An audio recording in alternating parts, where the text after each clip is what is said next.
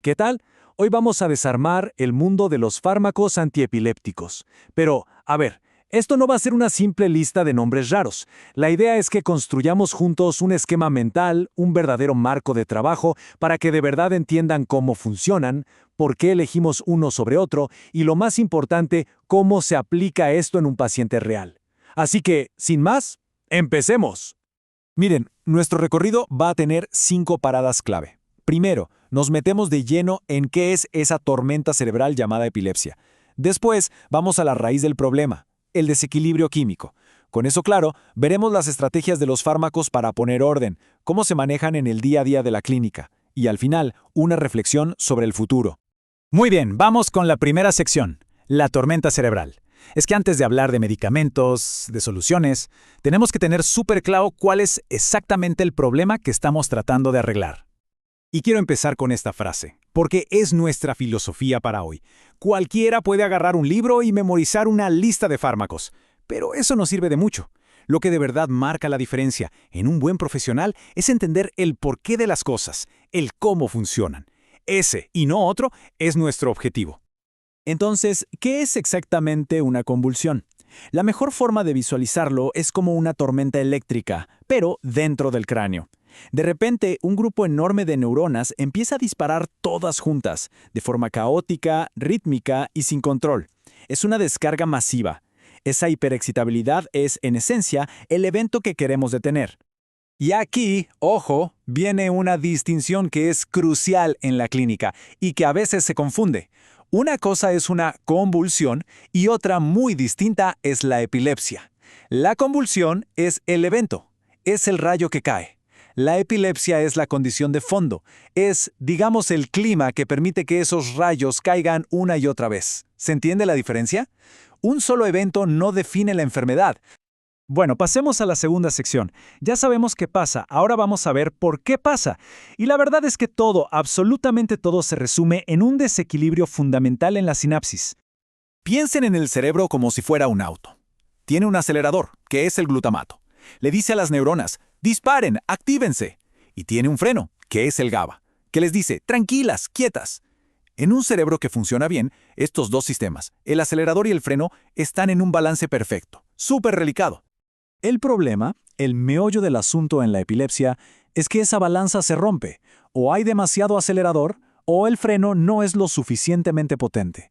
Cualquiera de las dos situaciones lleva al mismo resultado, un sistema nervioso que está al borde del colapso, hiperexcitado, listo para descargar esa tormenta eléctrica que llamamos convulsión.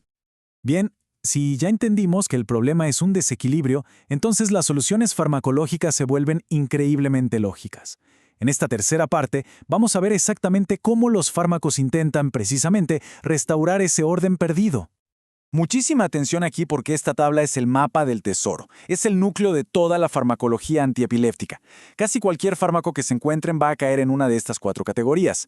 O le bajan el volumen al acelerador, o sea, el glutamato, o refuerzan el sistema de frenos, el GABA, o directamente van y bloquean los canales que la neurona necesita para disparar. Si entienden este esquema, ya tienen el 80% del camino recorrido. A ver, vamos con la primera estrategia, que es muy inteligente. Para que una neurona dispare una y otra vez de forma descontrolada, necesita de sus canales de sodio. Son como la bujía del motor. Entonces, si bloqueamos estos canales, le quitamos a la neurona la capacidad de mantener esa frecuencia de disparo altísima. En esencia, la calmamos. Y el ejemplo del libro para esto es la carbamazepina. Funciona muy bien para ciertos tipos de crisis. Pero, y aquí una perla clínica que tienen que tatuarse, es un potente inductor enzimático.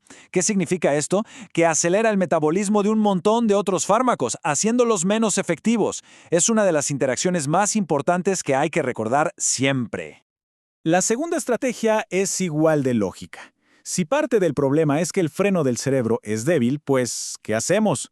Lo reforzamos. Potenciamos la acción del GABA, el principal neurotransmisor inhibidor. Es como ponerle pastillas de freno nuevas y más grandes al auto cerebral.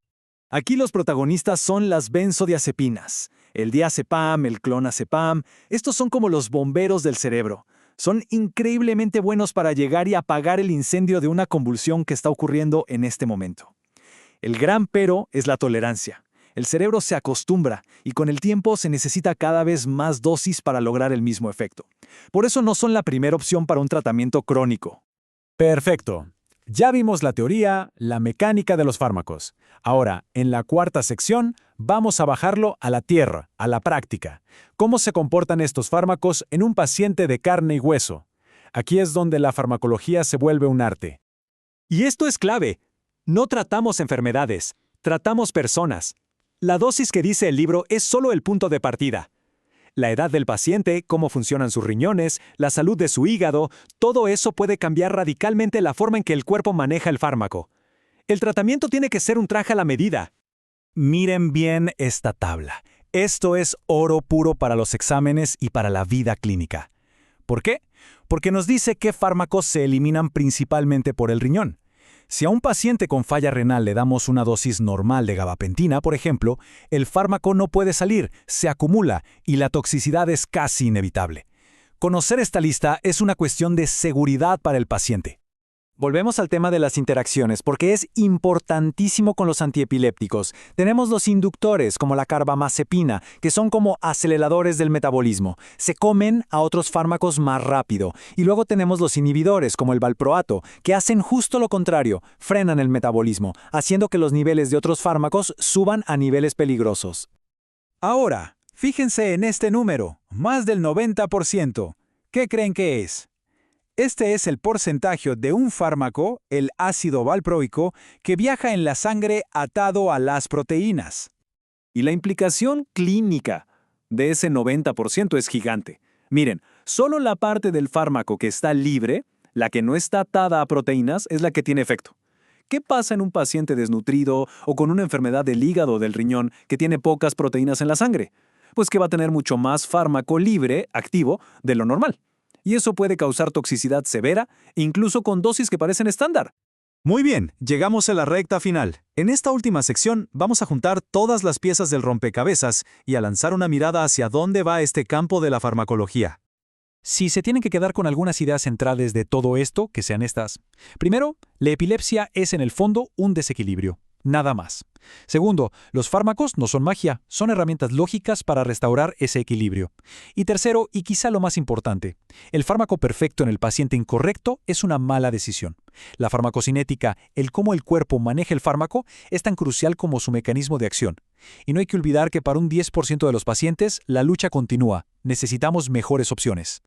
Y para cerrar, les dejo esta pregunta para que la piensen.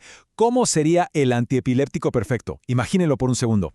100% eficaz para todos, cero efectos secundarios, ninguna interacción con otros medicamentos, una sola dosis al día. Ese es el santo grial que se sigue buscando. Y quién sabe, quizás alguno de los que está escuchando esto algún día forme parte de ese descubrimiento. Muchas gracias por su atención.